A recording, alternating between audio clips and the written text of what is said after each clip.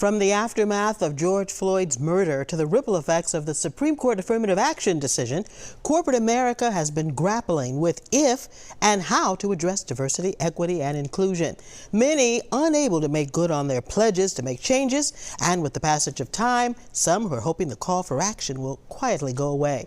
In her new book, From Intention to Impact, A Practical Guide to Diversity, Equity, and Inclusion, Malia Lazu creates a roadmap for more inclusive work environments. Malia Lazu is a DEI consultant, community organizer, former banking executive, and a current lecturer at the MIT Sloan School of Management. Thank you for being here. How are you doing today? I'm doing well. Thank you for having me on. So let's start by asking you why you wrote this book and how it adds to the DEI conversation. I initially wrote this book, and I should start by saying when I started writing this book, you know, women still had rights into their body that we no longer have. We had affirmative action. It seems like such a long ago time.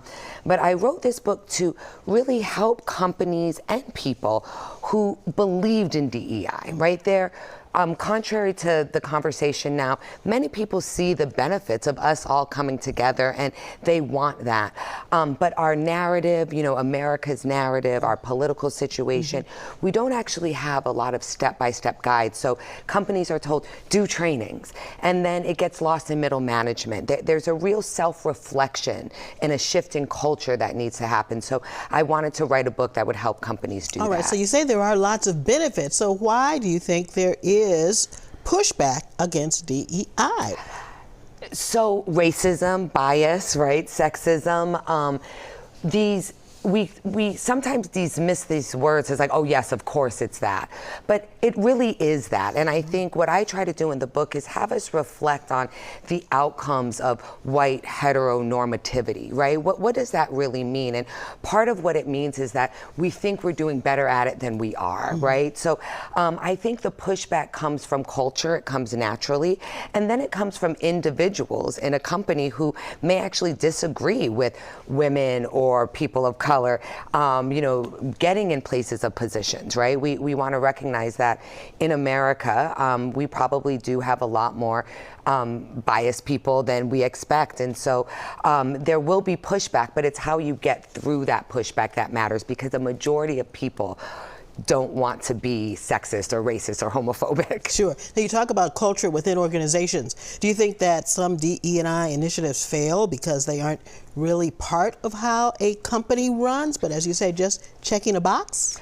The check box culture, and you know, it's pervasive and it's understandable, right? This is a safe way for us to say we're doing something, but it really causes a true reputation risk, especially with the younger generations who are coming up, who want to kick the tires, who want to see receipts, who want to know that you're doing more than checking some boxes. And so, you know, companies are understanding in order to future-proof their company, they need to be attractive to consumers and employees, which are very different than our current state of voters. Does this interest level break out along generations?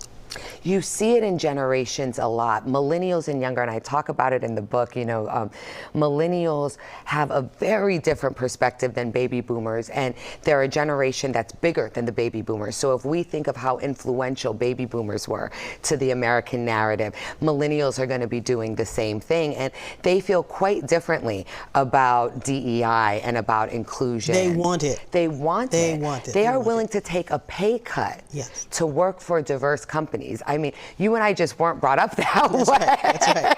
That's right. There was one of us. And that was it. One in each room. Now, you know, it's not just corporate America that's in need of DEI help. You know, you're doing some work for the state of Massachusetts. Talk to us about that. Yes, yes. You know, I am working around the equity assessment, so stay tuned. We're excited about that. And really helping figure out how do we measure equity. And it was exciting to be able to assist the state in figuring out how to do that. All right, talk to us, if you would, about your background. I've known you for many years. Since Boston Vote Day. That's right, that's right. An activist, you are an activist. Talk to us about how your activist background really prepared you to hold organizations accountable for their DEI work. I think I'm a unique business consultant in the sense that I didn't come from the business world, right? I found the business world because I was looking to hold power accountable, right? And ended up at a bank, which makes sense, right? When you follow power. But being an activist, accountability matters. You can't just go to the community and say, well, this is why you still don't have the thing that you need, right? You actually need to bring relief, and you need to empower communities to see their own agency.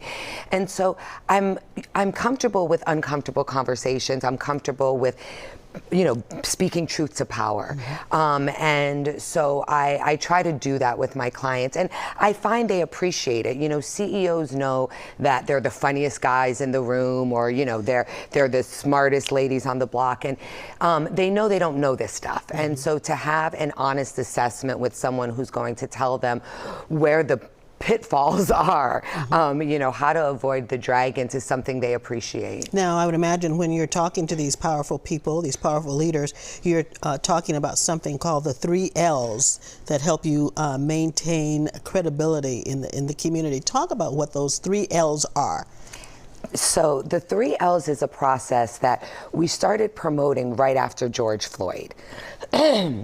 Excuse me. We started promoting right after George Floyd, and so many people were coming to us saying, what can we do? What can we do? And we had been saying what you could do for a lot of years, right? For hundreds of years, some might say. And so we wanted to create a process for people to actually be able to get in right relationship with communities that they're not a part of. And so the first step is listen. And as your mom or elders may have told you, when you're listening, your mouth shut. Yep. Right? And so you just listen, and you can do that alone, right? And you listen to the people in the community. Listen, to take a minute, catch up, listen what the community is saying. That's exactly right. And the next L is learn. And you do that with the community. So you come in and you learn about the history, right? You learn about the structural biases that you see. And then the last L, which is the most important, is take loving action. And not just action. We've all gotten gifts and you're like, oh, you don't know me, right? Like, we want action that reflects what we've been asking for. So in the case of George Floyd, what was being asked for was a police reform bill, not a Juneteenth holiday. Sure. Okay, good advice. Malia, thank you so much for joining us. Everybody, the book is called From Intention to Impact. It's a practical guide to diversity, equity, and inclusion. Coming up next, the allies in Boston making diversity, equity, and inclusion a reality.